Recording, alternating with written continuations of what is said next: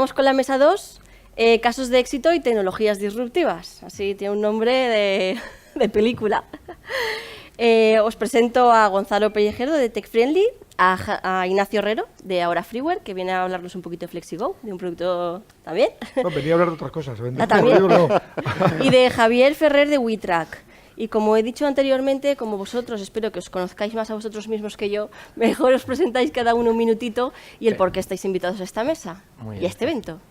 Javier. Yo, Javier Ferrer, soy ingeniero industrial de aquí de Valencia, defiendo mucho la terreta, pero estoy viajando por suerte o por desgracia demasiado fuera.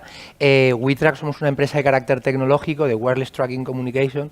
Lo que estamos es revolucionando la industria del track and trace, de la localización y la sensórica wireless, con el IoT que se llama, Internet of Things, y luego la parte de Artificial Intelligence. Perdonad si suelto algún que otro palabra en anglosajón, sí. Porque suelto bastantes. Si alguno no lo entendéis, levantáis la mano y que nos lo cuentes, porque yo muchos también me pierdo. Ah, bueno.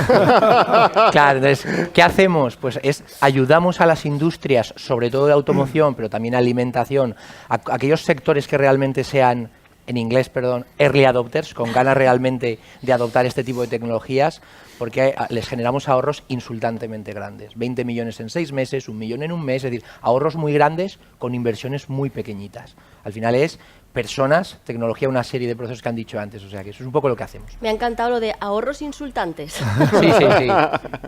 me lo apunto. Sí. Ignacio. Bueno, pues como decía Romina, Ignacio Herrero, director general de Ahora, siempre ligado a los sistemas de información, últimamente más implicado en aportar valor a los procesos de transformación digital desde el punto de vista de análisis de procesos y de aplicación de tecnología, e incluso si me apuráis, pues últimamente pues también directamente comprometido con un proceso de transformación de nuestra propia fábrica de software, que aunque es intangible, es una fábrica y hemos tenido que pasar también por nuestro proceso de industrialización, y quizás por eso estoy aquí, que preguntas por qué estamos aquí, pues por aportar un poquito de visión y experiencia respecto a lo que hacemos, no para vender nuestro libro ni mi producto, sino pues trasladaros un poquito de experiencias, incluso internas también. Bueno, yo soy Gonzalo Pellejero, soy director de TechFriendly. Nosotros somos un poquito el bicho raro de la jornada. Nosotros trabajamos para el sector público, principalmente administraciones locales, en el ámbito Smart City. ¿Por qué estamos aquí? Pues tenemos la oportunidad de estar asesorando a la Agencia Valenciana de Innovación en ese modelo que habréis oído hablar de polígono inteligente, ¿no? Y entre otras personas, pues estamos colaborando muy activamente con Romina, utilizando un poco como centro de experimentación o de conocimiento en esta primera fase los polígonos industriales de Almusafes. A ver si es posible que esas tecnologías disruptivas se implanten en nuestra área industrial y ser pioneros en una cosa así, tan importante. Pues para empezar, vamos a hablar de ese concepto. ¿Qué es para vosotros tecnología disruptiva? ¿Javier? Pues para nosotros, al final, las tecnologías, independientemente de que sean hardware, software y demás, es que realmente aporten un valor muy diferencial, no una progresión porcentual, sino por X. O sea, los crecimientos ya hay que centrarse a veces en lo que hicieron los americanos de Europa o los chinos de América, copiar y mejorar muchísimo más rápido. Entonces, los crecimientos van cada vez mucho más rápido gracias a las tecnologías disruptivas, que son mucho más incrementales, hardware y software. Al final es que cambien radicalmente la forma de proceder, a nivel personas, a nivel procesos, a nivel métricas, a nivel de muchas de estas cosas. Y hay muchas en la industria 4.0, hay sensores, hay inteligencia artificial, hay impresión 3D, sistemas cognitivos, ciberseguridad, bla, bla, bla, bla. Hay muchísimas cosas que ya están, como decía antes David, para coger de la cesta de la compra y comérsela porque están muy maduras en la industria de automoción o en otras industrias. E incluso Smart Cities u otros subsectores donde ya están súper acostumbrados. Ignacio. Nos lo explica muy bien a todos. No, a ver, en definitiva, cuando hablamos de disrupción, hablamos de hacer las cosas de otra forma con el objetivo de pues, buscar ese valor incremental y en poco tiempo. Y no solamente es tecnología, es tecnología, es proceso, es servicio. Queremos llegar al mercado de un modo diferencial y que nuestra compañía se beneficie de ellos o que aportemos ese valor a nuestros clientes cuando somos proveedores. Entonces, a partir de ahí, bueno, pues aparecen tecnologías. La tecnología cada vez es más barata, cada vez es más accesible, cada vez es menos diferencial desde ese punto de vista, pues quizás parte de la disrupción también está en cómo aplicar esas metodologías antes para que esas tecnologías para que los resultados lleguen antes y esa adaptación al cambio que tenemos todos en nuestras empresas pues se puedan plasmar y realmente pues aporten ese valor diferencial. Sí, y cuando hemos entrado a la sala, que todavía no teníamos el pinganillo, tú decías, a mí me gustan más los recursos humanos que la tecnología. Que al final, siempre lo digo, vivo en una empresa tecnológica, dirijo una empresa tecnológica, pero que si no es por las personas, pues no funciona. Y lo barato es la tecnología, lo caro son los procesos, porque los procesos es, pues eso, cultura, cambio, dejar de hacer las cosas de una forma, y eso es complicado. Cuesta tiempo, cuesta dinero y cuesta luchas. Voy a aprovechar porque las 3 mesas tenían esa lógica. Empezábamos con los recursos humanos, que es lo necesario, luego entrábamos a qué tecnologías podíamos usar y luego vamos a acabar en dónde buscar ayuda. Todo tenía su lógica y la gente que no ha podido venir o compañeros de vuestros departamentos, como va a quedar grabado, pues tiene 3 horas ahí de, de relax, de sofá y de lluvia. Aprovechamos. Gonzalo. Bueno, pues yo estando totalmente de acuerdo con ellos, digo, por hacer algún tipo de resumen, como me toca el último, luego nos cambiamos, digo, por aportar cosas al principio.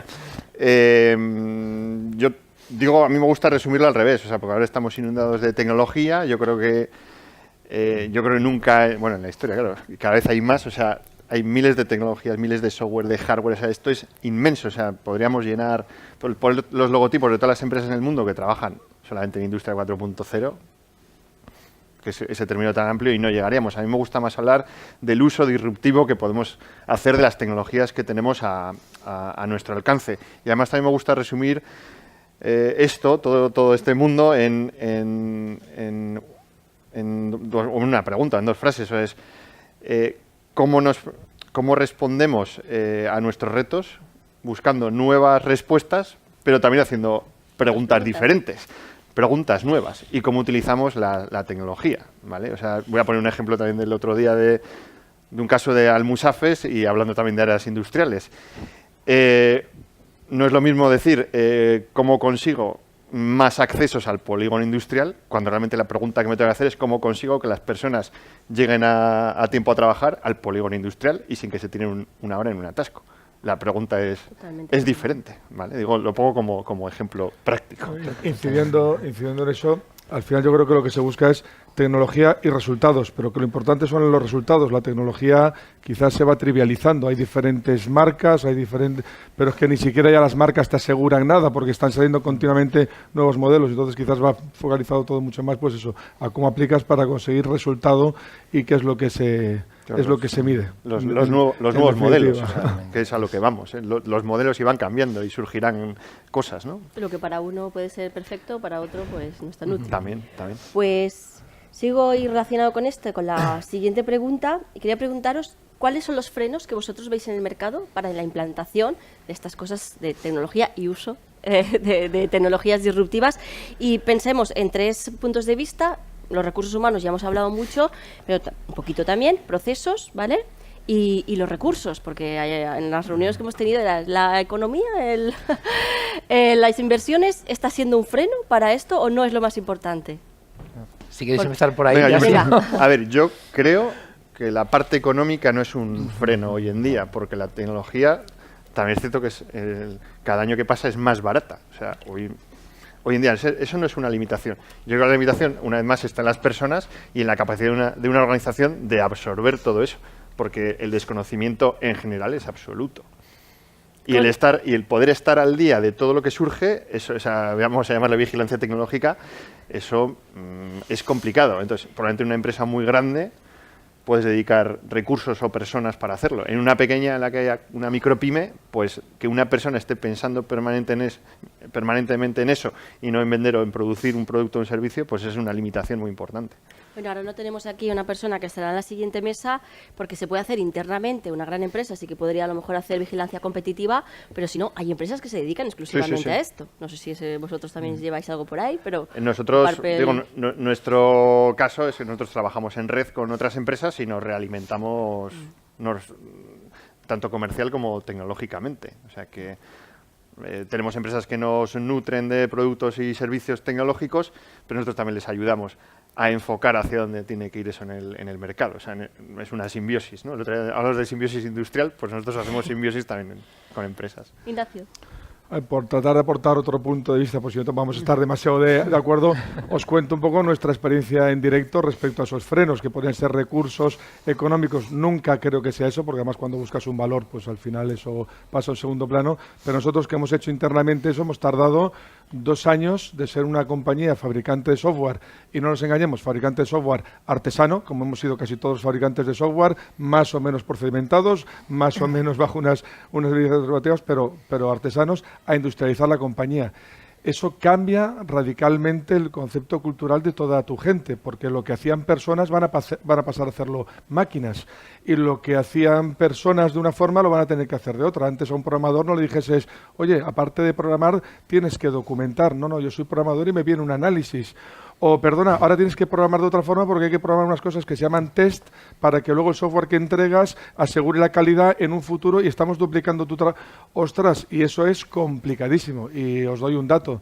Cuando empezamos con este proceso dentro de la compañía, éramos unas 80 personas en fábrica, y tuvimos que hacer hasta lo que llamamos dentro el efecto acordeón, contratación masiva de gente. Hace no demasiado tiempo éramos 120 personas para conseguir el mejor talento, o lo que entendíamos el mejor talento, en el menor tiempo posible, porque obviamente no todo el mundo se estaba adaptando a ese cambio cultural. Eso es caro, entonces hoy en día somos unas 102 personas, creo, y bueno, pero había que hacer ese proceso, y el cambio cultural, bueno, pues a quien se lo cuentas, que se han metido en temas de estos, te dice, 2 años, oye, enhorabuena, cuando estás ahí hay que saber que vienen 2 años, y si alguien lo hace en 1 año, pues me lo explica, porque son cambios que cuestan, y yo creo que es lo mismo, quizás en una empresa no industrial, donde los indicadores son más difíciles de medir porque estamos hablando de personas y de gestión de talento, quizás, no digo yo que no puede ser más complicado, pero en todo el entorno industrial, servicio, es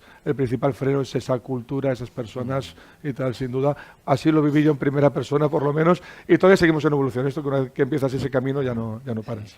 Estoy totalmente en desacuerdo con ellos. No, es broma. Es decir, se puede. Yo simplemente por hacer double checks, el tema de la cultura es de lo más importante, y además de arriba abajo, aunque de abajo arriba también debe fluir.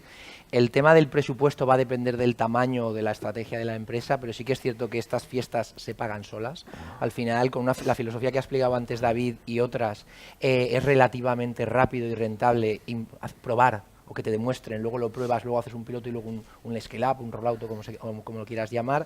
El tema de las malas experiencias a nosotros nos ha condicionado muchísimo. El que intentó hace 3 años probar algo, es reacio a determinadas cosas tecnológicas, y dices, coño, pues es que la tecnología, tú sigues usando un Nokia, pero el Nokia está muy bien para batería, pero no es el mejor smartphone del mundo. Entonces, las malas experiencias han condicionado mucho. Luego, la falta de cultura tecnológica o la desconfianza, temas que decían antes de confiabilidad, y cosas que dicen mucho los americanos. Salir de la zona de confort todos los días es muy bueno, ¿vale? Y luego buscar apoyos dentro y fuera de las empresas. Al final, yo, como por mi pasado consultorín de una de las Big Four en estrategia, casi todo hacemos scoring, valoración para realmente tomar decisiones objetivas o cuantitativas. Hay muchísimas métricas que te pueden ayudar a errar más rápido y más barato, porque errar siempre se falla. O sea. Has comentado una cosa que se ha hablado en la mesa anterior también, y la voy a colar, es el tema de las implicaciones que supone esto y compartir información, ¿vale? Y esto para las empresas resulta difícil. Me gustaría que vosotros, que estáis en varios proyectos, ¿por qué creéis que resulta difícil y qué pueden hacer para superar esa barrera de compartir la información para el cambio? Implantar tecnologías supone, pues eso, hablábamos de que hay departamentos estancos, pero luego la cadena de suministro también se estanca, y eso frena todos los avances, ¿no? Hombre, yo lo veo ahí un factor cultural. O sea, nosotros en nuestra empresa no funcionamos así. Somos a veces demasiado abiertos. Digo, compartiendo información comercial con clientes, con proveedores, etcétera. No, yo creo que no hay que tener miedo.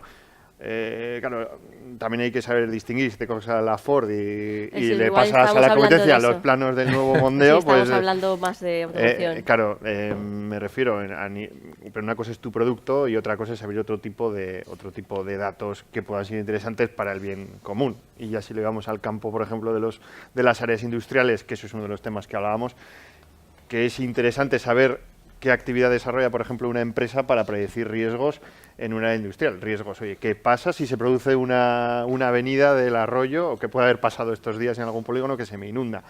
¿Cómo hace? ¿Eso qué riesgo? Hay empresas ahí con productos químicos y podemos hacer un desastre natural gigantesco.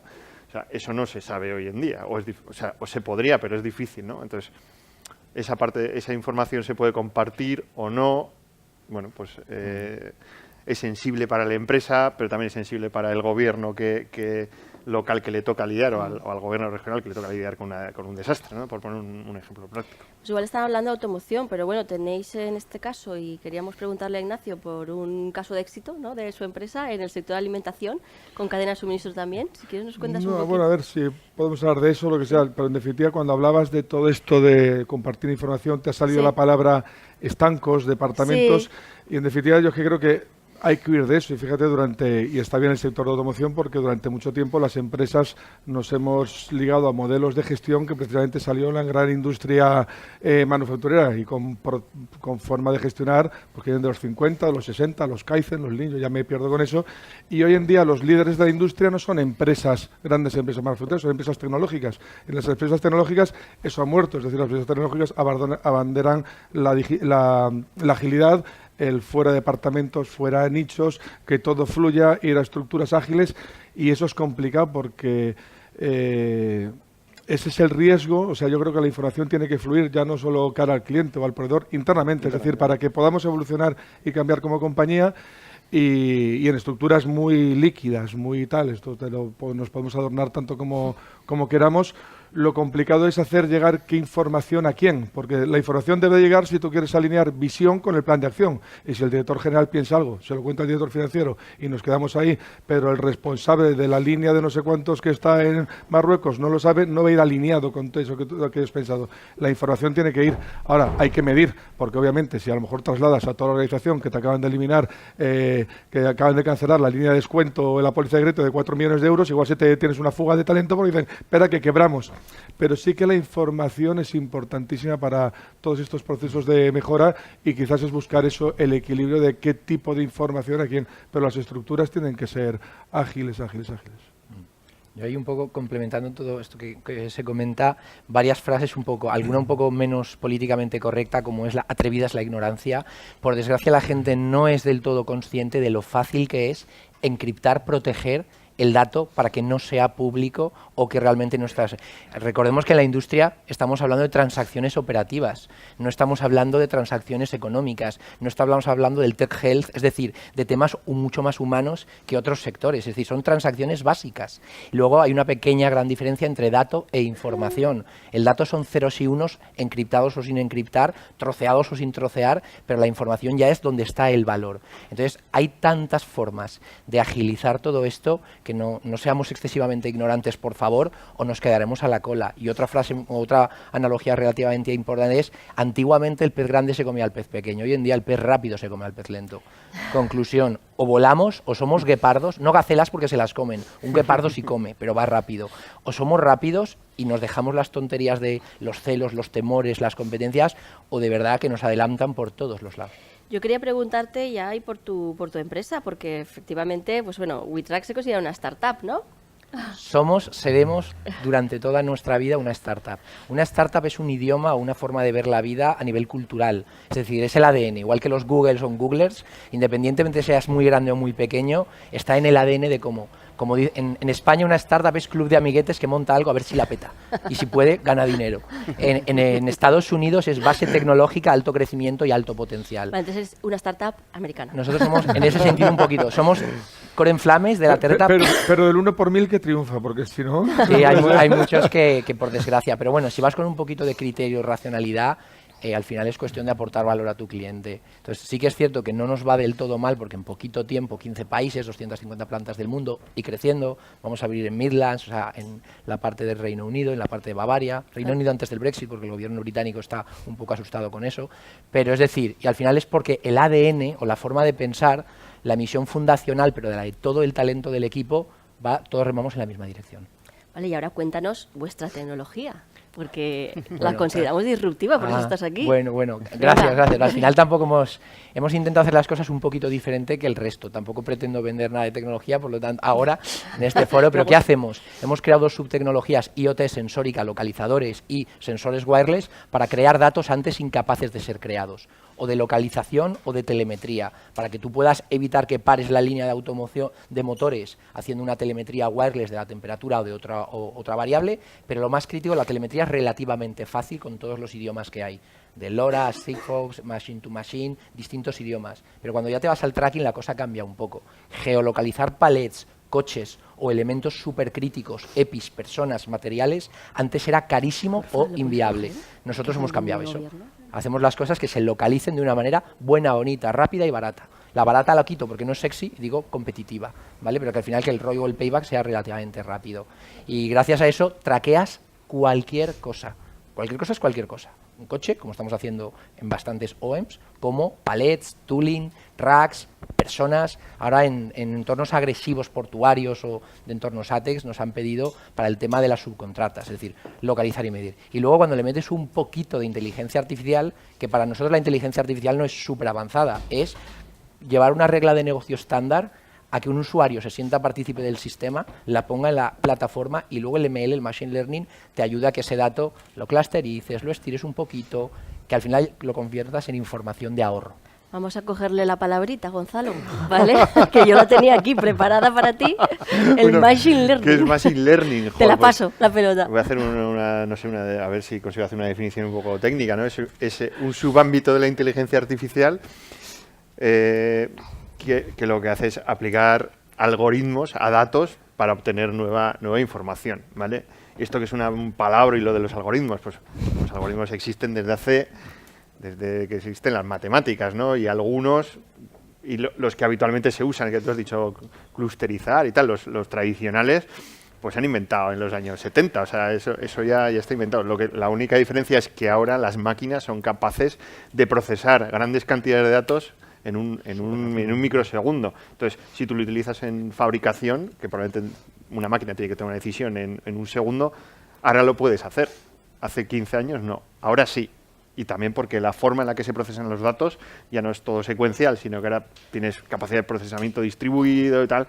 Las bases de datos ya funciona todo en tecnología distribuida y ese proceso se distribuye, puedes hacer cosas que antes eran impensables, ¿vale? No sé si lo he definido bien o me he metido en un embrollo, ¿no? Yo he aprendido un poco más. ¿Vale? Ignacio, ¿y tú qué nos cuentas de tus disrupciones? No, a ver, los que habéis visto o los que habéis visto el perfil, y bueno, me presentaba como Ahora y como Flexigo, hay muy poco disruptivo en Ahora, porque ahora es un sistema de información, un ERP, y un ERP está alejado de la disrupción, se llame como se llame, pero os había comentado que estábamos últimamente ya muy ligados o más ligados a lo que era aportar valor a los procesos de transformación digital. Ahí sí que hay una herramienta como es Flexigo, que realmente lo que es disruptivo es la forma de llevar soluciones al mercado gracias a esta herramienta. Es una herramienta realmente para modelizar procesos y modelizar procesos muy rápidos. Son herramientas que están enmarcadas dentro de herramientas RAD, herramientas low code, es decir, herramientas muy productivas para entendernos. Lo que un programador artesano hace en 100, un programador posiblemente no tan avanzado hace en 30. Bueno, pues eso ya aporta. Todo esto ligado a un modelo, a una concepción de aplicación de DevOps, que es otro palabra interesante de los nuestros, muy ligado también a la agilidad, pero que en definitiva se trata también de hacer llegar el producto antes al mercado y más producto y más de calidad. Es decir, DevOps viene de integración de desarrollo y Ops de operaciones, developer tal, y todos esos procesos pues tienen que llegar muchísimo antes al mercado. Esto eran antes estancos y estaban los sellos que fabricaban y los sellos que vendían, por simplificarlo más todavía, y ahora tiene que ser inmediato. Pensemos que Netflix saca 500 versiones diarias del software que todos los que tenemos Netflix utilizamos. Busca en otros entornos pues esa posibilidad. Cuando hablabas, oye, ¿qué aporta de disruptivo? Hombre, pues es la combinación de muchas cosas. Antes me preguntabas por un caso de éxito, pues hablando de esta empresa, por ejemplo, pues Lidl, pues estamos gestionando todo un proceso pionero dentro de la organización de la gestión de la cadena de suministro de producto fresco. Llevamos ya un año y hoy en día no sé cómo se haría con otro tipo de herramientas. Sé cómo se haría, pero no es el grado de eficacia, es decir, porque partes de procesos desconocidos, o sea, tienes que dar solución a procesos desconocidos porque es un proyecto pionero, no sabes ni siquiera hacer un modelo predictivo, aunque ya odiemos los modelos predictivos porque siempre te confundes, y realmente se basa en una herramienta que te permite entregar soluciones de valor agregado en nuestro idioma sprint a sprint, en el idioma del cliente. Cada 4 semanas vas a ver resultados que los vas a tangibilizar y vas a decir, funciona, sigo y me gusta y estoy contento con lo que te he pagado. Bueno, pues así llevamos pues entrando en procesos y que realmente no sabemos ni dónde se va a acabar, porque piensa que si se produce una incidencia en la frambuesa que llegue al supermercado de Hungría, pues hay que tener información en tiempo real de por qué ha pasado eso. Y eso viene desde qué semilla era, qué tratamiento fitosanitario, cuál es la compañía que me lo ha dado tal cual, qué información he sacado del dispositivo frigorífico del camión. Es decir, hay que analizar un montón de cosas y es un proyecto precioso, pero bueno, ahí es donde... ¿Hasta en qué cajita está la frambuesa? Claro. Sí, y incluso si la cajita no es la culpable, como inmediatamente arrancamos un proceso de mejora de cajitas. O sea, esto es no acabar, pero realmente no acaba. Es decir, realmente no acaba. Entonces, eso aporta Flexio. Vale. Voy a colar una pregunta, porque me la hicieron el otro día en la radio, me dejaron así un poquito. Y es el concepto de uberización de la tecnología. Ahí esa me gusta a mí. Venga, Ignacio, teste. No, otro A ver si le gusta a él. A ver, Romina me conoce un poco, entonces Hostia, me gusta a mí porque, a ver, lo de la uberización, tal y como lo veo yo, pues se liga mucho pues esa connotación peyorativa al mundo de la economía colaborativa y al mundo de que hay detrás. Y nuestra compañía pues se basa en prácticas colaborativas, no voy a contároslo ahora.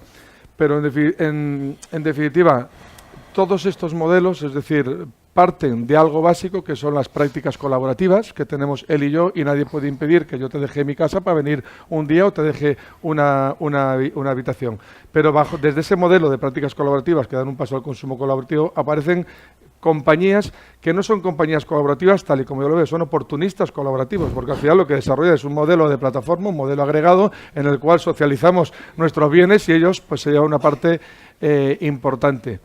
Con lo cual, bueno, pues hay ciertas distorsiones. Esta uberización es cuando distorsionas por las necesidades. Es decir, efectivamente, un modelo como el de Airbnb, que no tengo nada en contra de Airbnb, pero empezó, para coger una habitación o un sofá en una casa.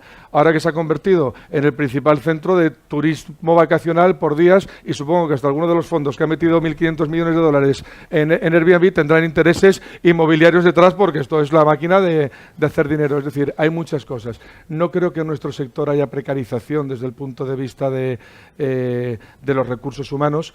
Tal vez en el repartidor del debilero pues están aprovechando una debilidad que tenga puntualmente una persona, no digo que no, pero ahora somos las compañías las que nos tenemos que preocupar de la precarización del puesto de trabajo que ofrecemos, porque lo que hay es fuga de talento a la mínima que te descuides. Es decir, cualquier ingeniero de cierto nivel en los ámbitos que nos movemos pues tiene 1.000 ofertas, mañana va a tener 1.002 y le van a pagar más en otro lado, con lo cual, ojo que las compañías estamos trabajando mucho en esa retención de talento.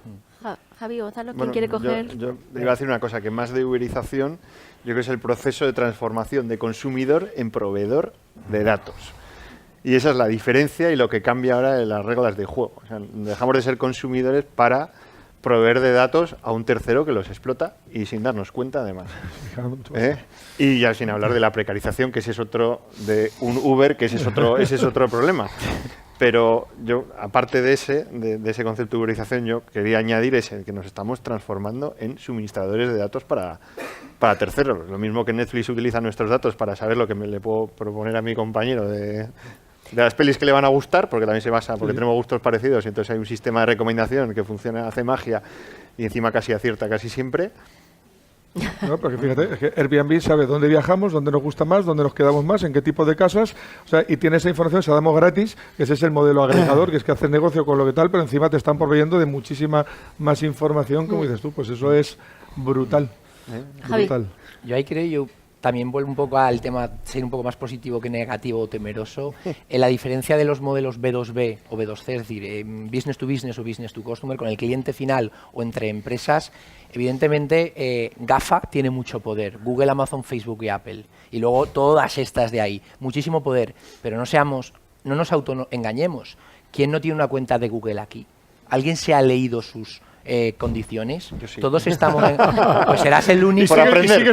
Será el único de Europa. Para copiarlas. Es decir, al final queremos cosas gratis, baratas, pero luego queremos una serie de derechos y no de obligaciones. Entonces, al final, el tema del dato, de la información en los modelos consumidor final son muy agresivos, muy peligrosos, en la industria, por suerte, somos un poquito más temerosos, más conservadores, más tradicionales y suele haber menos uberización en ese sentido.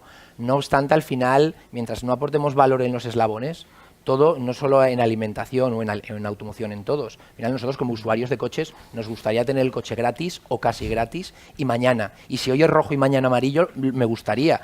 El consumidor es el monstruo en el gimnasio. Tiene un apetito voraz por ir cada día queriendo más cosas. Como los B2B, las industrias no nos adaptemos a eso, la realidad es que va a haber nuevos modelos colaborativos, va a haber, y una cosa que decían al principio antes, el tema detrás de la confiabilidad.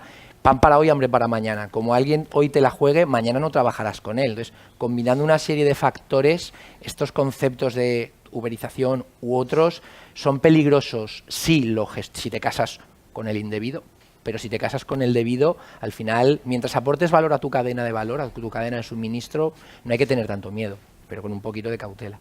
Muy bien. Nos quedan 10 minutillos, no sé si hay preguntas y así... ¿Hay alguna pregunta? ¿No? Localizadores. Mis hijas la llevan cuando nos vamos a la playa o de viaje. O sea, hombre, tienen 3 y 5 años, es mi mayor activo. Ahora hablamos, Javi. O sea que... Ahora bajamos al stand de WeTrack. Las WeTrackeamos, ¿no? Por favor. Bueno, pues yo, ya que está Gonzalo aquí, y creo que bueno, el título del evento es Industria 4.0, Fábricas y Polígonos Inteligentes. Vale. Quería que contaras un poquito qué se va a hacer, ¿no? En el polígono, en la Musafes, que... Bueno, porque ¿Va a implantarse un caso de uso con un aparatito? Vale, hago un poco de propaganda de todo el proyecto. Claro que ¿vale? sí, claro que sí, hombre. Y luego nos centramos en Almusafes. Bueno, la Agencia Valenciana de Innovación, por insistencia de aquí la presente... ¿Yo insistente? Sí, no, bueno, se ha lanzado una iniciativa de ver cómo podemos poner en juego todo el ecosistema valenciano de innovación para ver cómo sacamos juego a nuestras universidades y a nuestros centros tecnológicos y cómo lo ponemos al servicio de las áreas industriales para resolver problemas, vamos a decir, endémicos o que no se consiguen resolver, ¿no? Partiendo además de la base de que no disponemos de información suficiente para tomar las decisiones en las áreas industriales. Lo voy a decir así un poco, igual es un poco bruto, pero es el tercer barrio al que nunca nadie hace caso. ¿No? Entonces se está trabajando en enganchar el hacia dónde vamos con las necesidades que tenemos y en cómo podemos utilizar la innovación y con un fuerte componente de tecnologías de la información, como puede ser por las tecnologías de WeTrack u otras, ¿no? Te corto un poquito. Lo bonito de esto es que con el trabajo que está haciendo Tech Friendly vamos a ver qué necesitamos. Algunas tecnologías ya existirán, como las que ofrecen mis compañeros, y otras, incluso a través de la Agencia Valenciana de Innovación, se pueden proponer que se generen. Entonces, la verdad es un proyecto muy interesante. Es un proyecto en el que luego entran factores como cómo compartimos las información entre las empresas que estamos en el mismo polígono. Esto es como compartiríamos información con los vecinos de nuestra comunidad. No, bueno, pues eso lo trasladamos a las empresas, ¿no? Hay unas barreras o unos retos. Entonces, lo que decía al principio es que igual tenemos que reformular la pregunta para no caer siempre en que el problema es cultural, el problema es que el de al lado no comparte. La culpa, depende a quién le preguntes, o eso de... Iba a decir el nombre de una distribuidora de energía o es la culpa del ayuntamiento de turno. Oye, señor alcalde, que es que usted no me da lo que necesito.